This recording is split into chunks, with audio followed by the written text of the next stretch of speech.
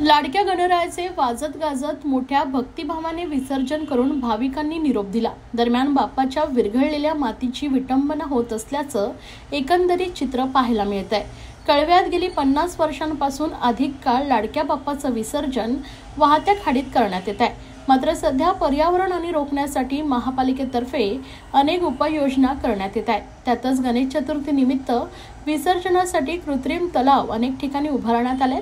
तसेच शाडू मातीची मूर्ती ही 5 फुटापर्यंत कृत्रिम तलावात विसर्जित करण्यात यावी आणि 5 फुटांहून अधिकच्या मूर्त्या वाहत्या खाडीत विसर्जित करण्यात याव्या अशी सूचना महापालिकेतर्फे करण्यात आली आहे। दरम्यान नागरिकांमध्ये कृत्रिम तलावात विसर्जित करण्यासाठी यावेळी रोष पाहायला मिळत असताना देखील सामान्य नागरिकांनी पालिकेची भावना समजून कृत्रिम तलावात आपल्या लाडक्या बाप्पाचं विसर्जन मोठ्या प्रमाणावर केलं आहे। मात्र या विसर्जित झालेल्या मूर्त्यांची विटंबना झाल्या असल्याचं चित्र कळवाखाडी येथे पाहायला मिळते। लाडक्या गणपती बाप्पाचं विसर्जन झाल्यानंतरची विरघळलेली माती ही कळवाखाडीच्या राईट साईडच्या भागात कचऱ्याच्या ढिगात सोडून देण्यात आली असल्याचं चित्र पाहायला मिळालंय। या ठिकाणी मूर्तीची माती, रंगीत काम केलेले ॲक्रेलिक पेंटचे भाग, मण्या, बाप्पाचा हात आदी मोठ्या प्रमाणावर पसरलेलं दिसतंय। दरम्यान महापालिका पर्यावरण वाचवण्यासाठी कृत्रिम तलाव उभारून विसर्जनासाठी आवाहन करते। मात्र दुसरीकडे मूर्तीची विटंबना होत असून देखील महापालिका याकडे दुर्लक्ष करते का असा सवाल उपस्थित होतोय।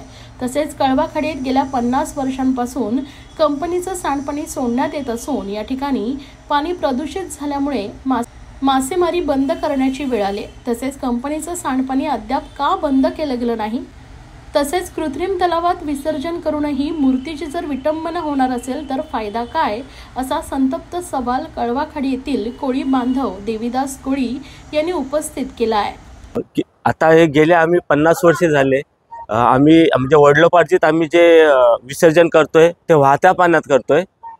ओके, आणि सेकंड थिंग आता असं झालंय परिस्थिती की पर्यावरण त्यांना स्वच्छ ठेवायचं। ठीक आहे, आम्ही ॲग्री करतोय, आम्हाला काहीच असं हे नाही, आक्षेप पण नाही आमचा की हे करायचं नाही म्हणून। ठीक आहे, आम्हाला चालेल, पण तुमची शाडूची मूर्ती जी आहे ती आपल्या वाहत्या पाण्यात गेली पाहिजे आणि POPची आहे ती तुम्ही टाकीत तुम्ही सांगताय ते ठीक आहे, मला मान्य आहे।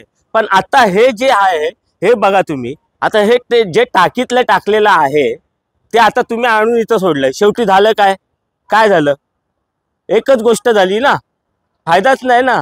आज एवढी वर्ष झाली, मला सांगा तुम्ही कंपनीचं जे केमिकलचं पाणी आहे गेली 50-60 वर्ष झाली ते कुठं सोडलंय तुम्ही? खाडीतच सोडलंय। आणि खाडीतलं जे मच्छी आहे, आमची मासेमारीचा धंदा आहे तो आमचा बुडाला। मच्छीच नाही इकडे केमिकलच्या पाण्याने, आम्ही करणार काय? आमचा उदरनिर्वाह आहे काय? तुम्ही सांगा ना आम्हाला। आमचा प्रश्न आहे तुम्हाला, आता सरकारला आम्हाला प्रश्न आहे तर जे तुम्ही सांडपाणी कंपनीचं जे सोडलेलं आहे गेले 50-60 वर्ष झाले, जे कंपनीचं केमिकलचं पाणी सोडलेलं आहे खाडीत, ते तुम्ही का बंद न केलं अजूनपर्यंत? आणि वर्षातून एकदा आम्ही गणपती विसर्जन करायला येतोय तर तुम्ही आम्हाला हे असं करायला लावलंय, जे टाकीत बुडवायला लावल्यात आणि टाकीतलं तुम्ही इथे आणून सोडलंय। काय फायदा त्याचा? फायदाच नाही ना, कशाला तुम्ही चाललोय?